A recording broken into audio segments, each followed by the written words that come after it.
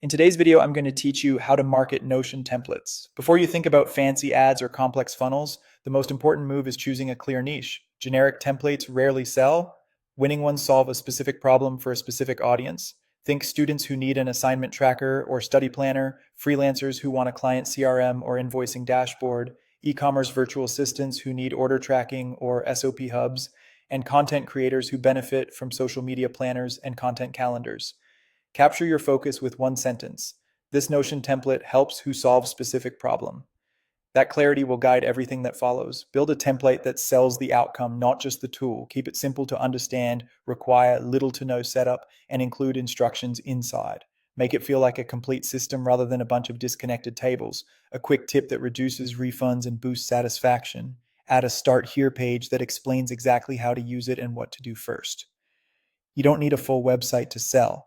Platforms like Gumroad, Lemon Squeezy, Etsy, or the Notion Marketplace work perfectly. Create a sales page with a clear headline like Student Assignment Tracker that prevents missed deadlines. Explain the problem your audience faces and how your template is the solution.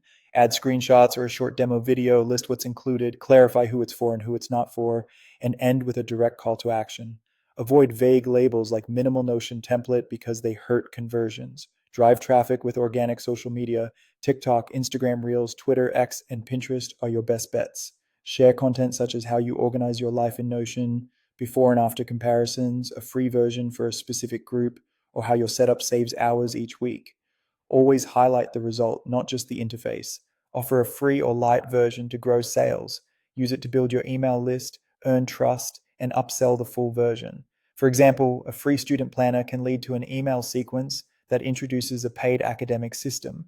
Price strategically. Simple templates often land at $5 to $9, medium systems at $10 to $19, and advanced dashboards at $20.39.